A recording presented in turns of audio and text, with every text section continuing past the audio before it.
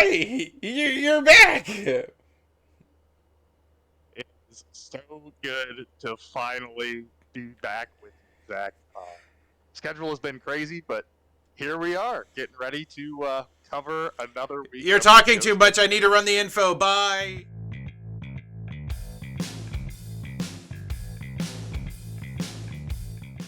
Okay, now you can talk. You're gone for like 1 week, and then you think you could just take over my intros? What's going on? So, welcome back to the SMRN weekly spin show. As my name's Zach, and over here, back from forever gone, is David. And say hi to the internet. Now you can apologize. Now you can say your thing. I'm sorry, I got lost in the schedule, and Zach and I have been doing some crazy things, and we haven't seen each other in, gosh, maybe almost since the last time we made our last video. So good to see you, Zach. Good to be back here in the booth, and like I said, covering another week here of our Xfinity Series action. Yeah, and we got a lot to talk about. I tried out some new tricks while you were gone. We won't talk about them here, but we'll definitely be looking to expand our Xfinity coverage for the Ghost series in the future to involve maybe a trick or two that I learned while you were gone. But regardless, let's take a look at our rundown numbers and see what we're going to be covering today. We're going to be covering Talladega and all that, and just talk about the fact that guys, if you are watching this, guys and gals, I guess I should say, shouldn't assume, but if you are on iRacing and you are watching the Ghost series in any way through Ghost Racing Network, yeah, which is our side, the Cup side, or the Ghost Xfinity series, which is through Sim Racing Media, and you're thinking about joining a league, a starter league, the Ghost Xfinity series would love to have you because this field only featured 15 cars for a race at Talladega, and let's just say that it at times was it raced like a race with 15 drivers at a big giant play track. So we're going to talk about the top finishers, but if you are interested, find Ghost League on Facebook and reach out. Maybe you can be a part of this roster next week. But we are going to be talking about an unexpected winner, somebody that was not on our radar, somebody we have not really covered. Really excited to talk about what that means for this driver moving forward in this season. And then Watkins Glen is the next track on the docket for these guys, and we'll go over that with you here shortly. But first, David, we're gonna bring up the results of this thing here at Talladega, and some interesting names up here. Some names we've talked about in our previous videos, and also a couple that weren't really on our radar at all. So break down the top five for us and talk to us why this top five is really significant for this series. All right, so I am gonna start from the bottom here, a little different than we usually do, but to cover a name that we have already talked about. Hey, would you look at that? The double zero of Joe Bennett again, showing that speed, showing that consistency, getting his name up there. No surprise to see him getting a good result here. Ran well at Daytona, expected the same thing here at Talladega. Moving up to number 4, we have Paul Ferdinini, the 33 machine there. Ferdiani. Ferdiani. Ferdinani. Ferdy I, Annie. It's Annie at the end. So, I, I promise I will get that right. yep. I am so sorry for consistently mispronouncing your name. Um, but again, a great showing here. P4 finish. Another one of these drivers that we have highlighted and a guy to talk about.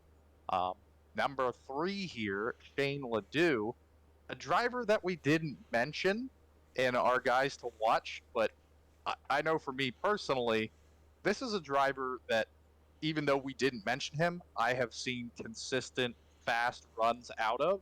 And Zach, I'd be interested to hear your thoughts. Maybe we can go into that for just a brief second here as to how Shane Ledoux really handles that race car, bringing home that third place finish this week at Dega. Yeah, so plate tracks, of course, as they're traditionally called, is just a different style of racing. And I say like you were here last week. I talked about last week going into this race that this could be an opportunity for drivers to maybe get more out of their stuff, and then to race with maybe other competition than what they are traditionally used to. Shane did that very well here for this week at Talladega, and understanding that you're just going to put yourself in a position to win, and we're gonna see what happens. And there was some crazy late shenanigans, for lack of a better term, that happened here at the end of this thing.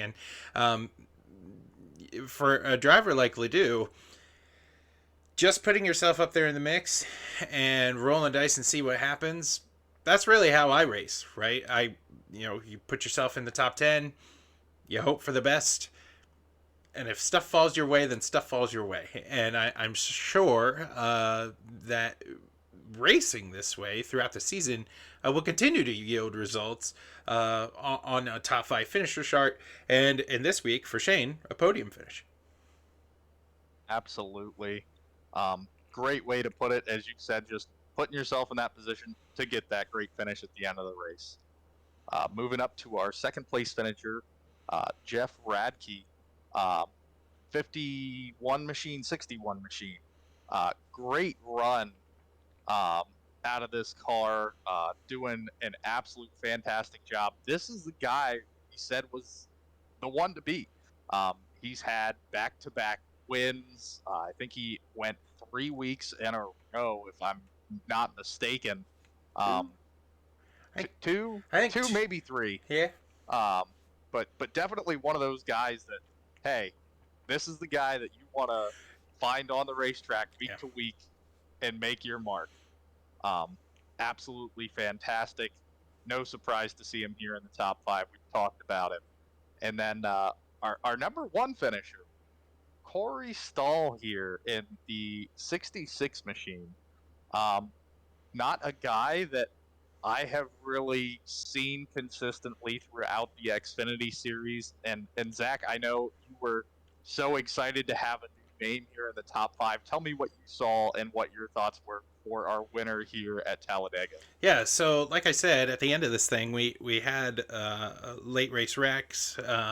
We just had some action that really threw the field into...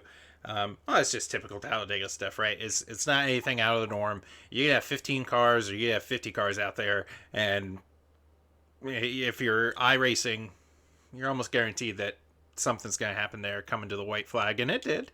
And Corey Stahl, again, I think was one of those drivers that I know we weren't talking about. It wasn't really somebody that we had looked in the Ghost Xfinity series and was like, yeah, that's definitely a front runner for this race. But I did cover in the last video, like anybody can win here, and that really changes the race for the playoffs, right? In a field that only has like 15 drivers, guys that are getting points, guys that are battling for playoff spots.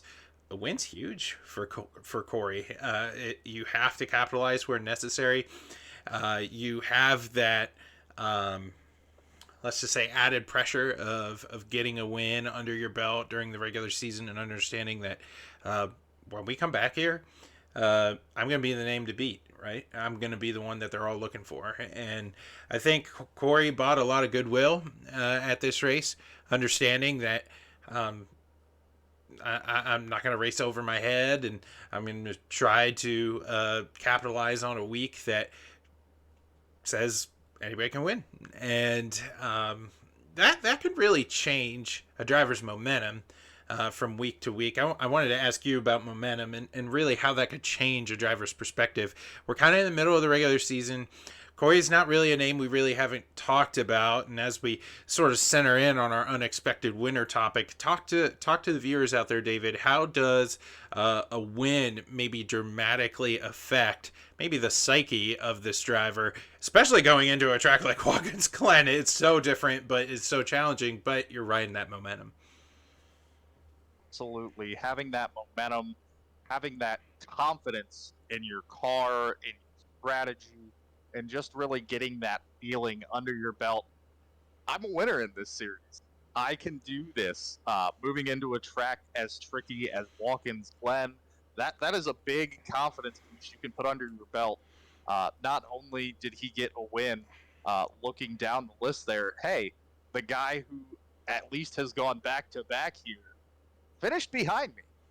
I was able to beat out the name that we called out as the name to watch for this series, to get that win here at Talladega. That momentum is huge.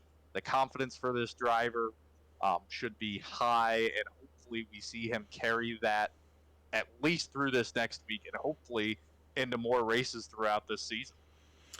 Yeah, and the pressure of the Ghost Xfinity series is very similar to what we're seeing playing out in real life Cup Series action, right? Where you don't really have a big field, and so the same problem presents itself.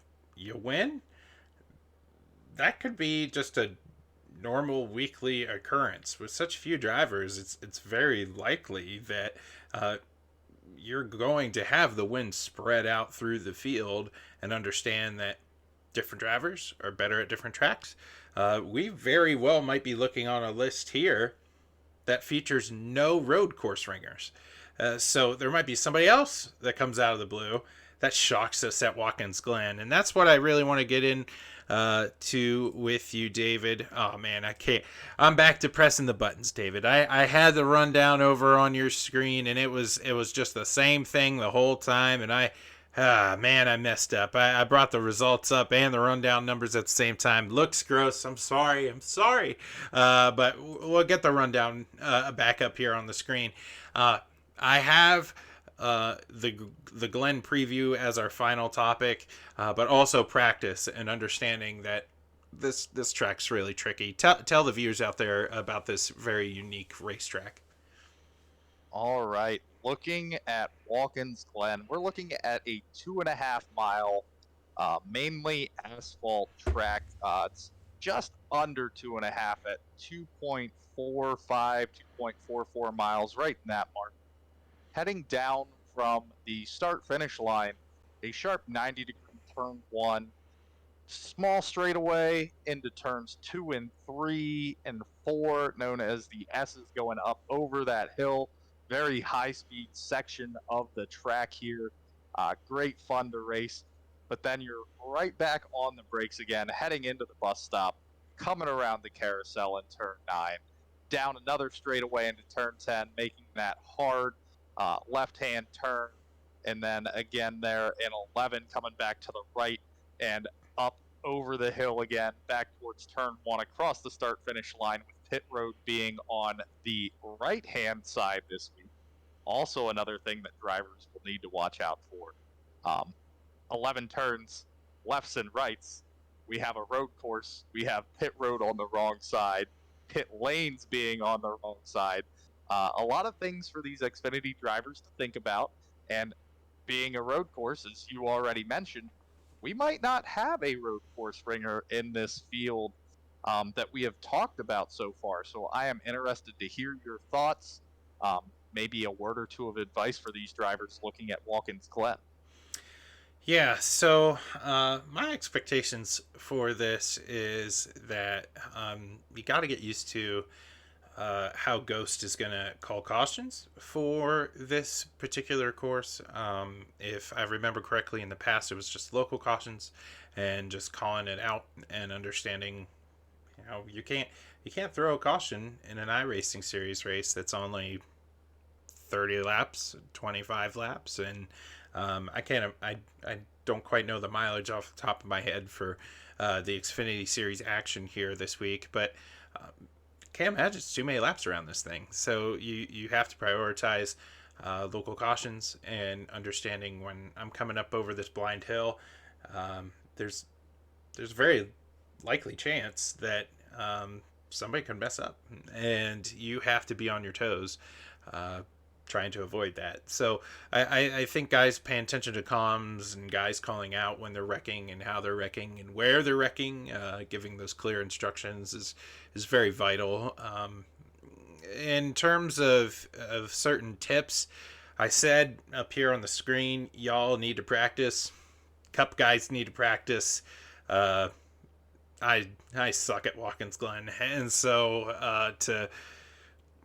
I'm like last week I treated you with a lap around Talladega. I told David before we started recording, I'm not going to show these guys how to run this track because I myself am not qualified to show anybody how to run this racetrack, especially in a car I don't drive in. And that would have been a pretty funny video. But regardless, there are certain tips to this racetrack you need to pay attention to, right? Pit road is concrete. You will most likely slide down pit road, and I learned this week with the Cup Series coverage that actually from back to front on pit road is downhill. So with a very limited field, you got to pay attention sliding into your pit box, making sure you just don't overshoot that pit board sign. You could lose a lot of time there. Tire strategy kind of goes out the window here at a road course. You can't really take right sides at this racetrack just because the balance of the car will be all over the place. So guys, don't try that. You'll just make a bigger headache for yourself. You're almost better for just taking fuel only and going out with the worn out tires you got if you can make them. If you can't make them last. And then also just be patient of where you pass. Most likely the guy in front of you is going to make a mistake. So oftentimes pressure here at Watkins Glen when it comes to iRacing is the best tool you have in your belt to go and pass somebody. None of us are the guys racing on Sundays. So we're not going to be dive bombing into the bus stop. We're not going to be going out into turn one, making sure we outbrake the other guy. No, we're all just looking to survive. And if the guy in front of you messes up, then that's a free spot. And I think that's really the wise choice of going around the Glen. But you really just got to practice in order to get competent, competitive laps. Absolutely. I think you hit the nail on the head. Patience will be key, waiting for that driver in front of you to make a mistake. You might get lucky and catch a pass on one of those straightaways, but I definitely wouldn't expect every single pass to line up like on one of those straightaways, making a good, clean pass. And you have to think, at the end of both of these longer straightaways where you're at that high speed, you're really heavy on those brakes. So be cautious if you see another car that you think you can overtake on that straightaway.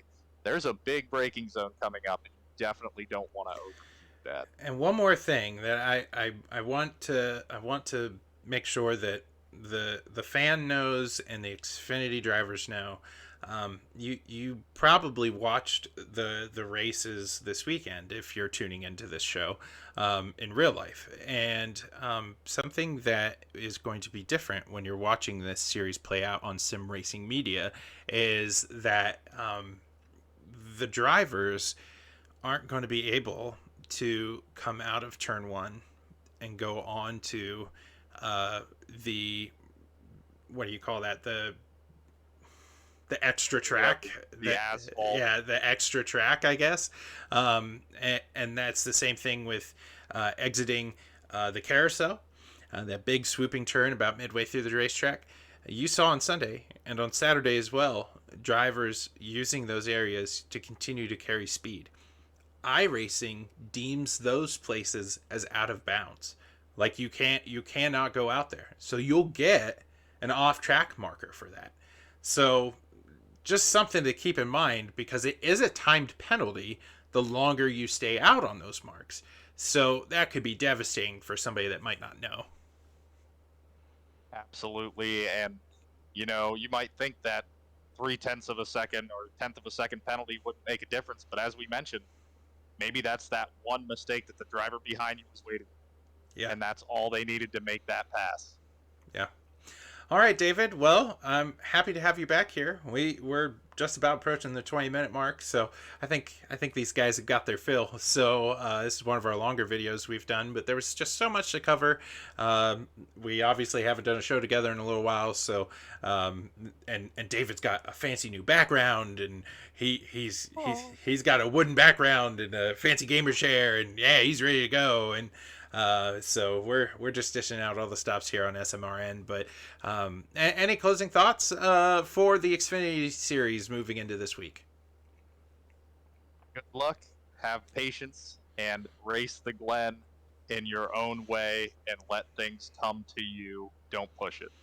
Couldn't say it any better myself. So, in closing, my name is Zach, and for my partner David, this is SMRN's The Weekly Spin. And until we meet again, just remember to keep on racing.